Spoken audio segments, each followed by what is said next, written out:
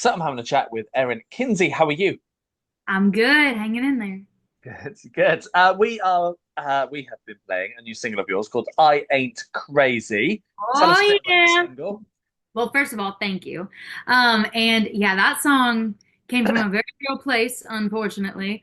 But I suspected something was going on with this boy I was dating and this friend of ours, a mutual girlfriend of ours. And I was like, maybe not. I don't know. But they seemed to be awfully close. And then the more I thought about it, I was like, you know what would really suck is if I was wrong about this and this was all in my head. And I was literally just losing my mind and making it up. So I wrote the song about that and later found out I was totally right. So a win-win. Got a song and got to be right. Yeah, a win-win indeed. Is this the start of more new music to come? For sure. I actually am having a call with my producer today to figure out exact plans. But I mean, I never stop writing. And I have so many songs I've already written that I haven't released. I don't know. I just can't get enough of it. So I want to keep releasing it for sure. Good. Are we into another EP territory or an album yet? Oh gosh, I'd be hesitant to call it anything. Putting a title on something is scary. But I definitely have more music in the works and I would love for it to eventually wrap up into something pretty. Nice, nice. I like to talk about the writing side of things as well. So for you, how do tracks normally start off? You know, every song is different and I do not have any kind of master method.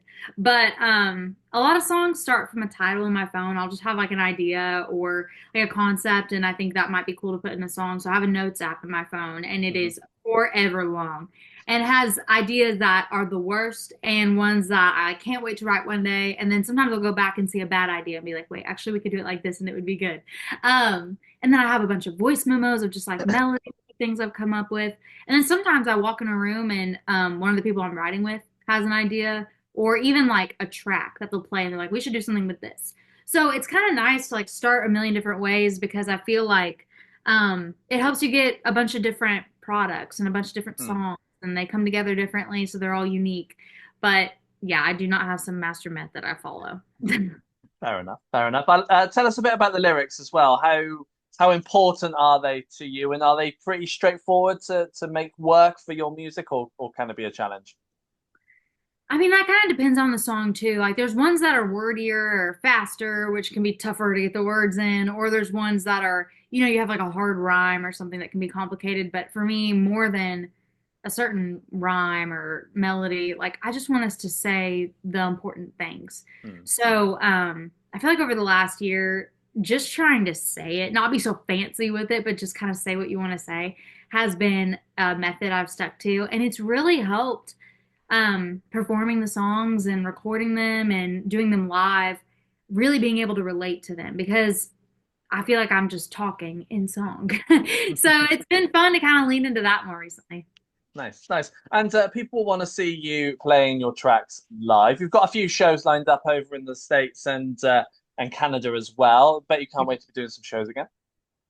Yes, I'm really excited. I love being on the road. I love my band. I love our show. I love seeing, the people come out and meeting everybody and getting pictures. Like, I love it. So definitely, we went out for 2.5 weeks over in the UK with Restless Road in December. So we had the holidays, we had January, and I'm starting to get a little restless.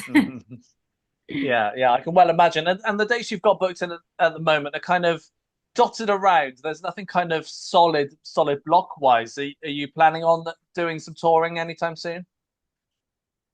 For sure. We're getting details still worked out, and I don't like to tell anybody anything until it is 100% nailed down because I don't like changing plans.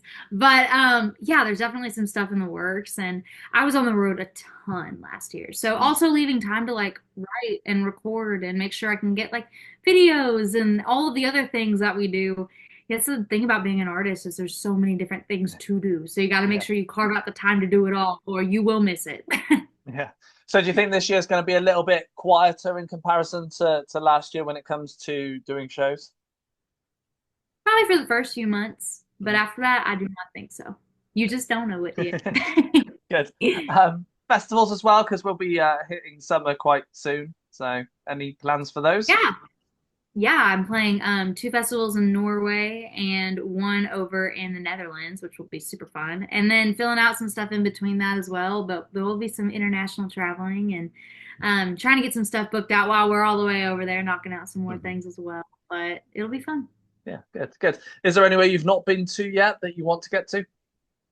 Oh, hundreds of places. I've never been to Australia. I've never been to even like a lot of people do a lot of touring in South America and um I mean, there's so many places I haven't been. I've done a good bit of touring in the US.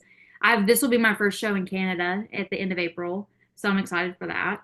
I've never been to Canada, but yeah, I mean, I'm only 24 and I've only really been touring for 2 years, so I there's so many places I can't wait to go and get to play and get to meet people.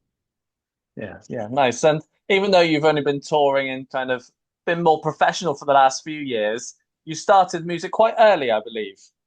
Yeah. Tell us a bit about how you got into it.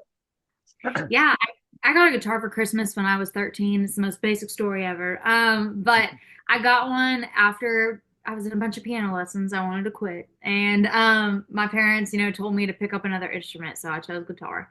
And I started learning every song I heard on the radio, eventually started writing my own and started making trips to Nashville when I was 15. Hmm. And graduated high school early, moved at 17 here, and I've been here ever since. Minus, going home to see family sometimes, but um, I mean, it's crazy how welcoming the Nashville community was, even though I was so young. I felt like people were taking a chance on me left and right and getting me in rooms and helping me grow and also like really encouraging me to live life too. Like go to the grocery store and take my dog to the park and go on a walk. Because you gotta also live life to have anything to sing about. So, I was really, really lucky with the people I was surrounded with. But yeah, it's been fun to like get to do that and then now get to do more of the touring side of things. Yeah, yeah, nice. And I've got written in front of me that you can play seven instruments. I struggle to play one. So how did you get into what are the seven and how did you get into them all? What made you kind of pick them? Well, so I started on piano and then I moved to acoustic guitar and then started learning rock riffs. So I learned Hmm. electric guitar. And then I was in drumline in high school, so I ended up learning kit. And then also I learned that a bunch of stuff that I knew could be learned on a bunch of other stuff. So I learned like mandolin and banjo and ukulele, and like random stuff. I don't know. But it was really fun to like incorporate that into the set. And I learned, I don't know if I said mandolin, but like, I don't know. I loved learning, seeing how far the knowledge I already knew, how far I could spread it out. Yeah. Is there an instrument that you don't know how to play that you kind of think about, oh, I I would would love to love to learn that? learn fiddle. I would love to Yeah. learn fiddle or violin or like any of the string instruments like that. But every time I try to do the bow, like it sounds like a dying cat. So I've just kind of left that to the side. But maybe like, I don't know. I turned 25 this year, so maybe I'll have a quarter life crisis and I'll learn that. Nice, nice. Erin, it's been a pleasure having a chat with you. Awesome. Thank you so much.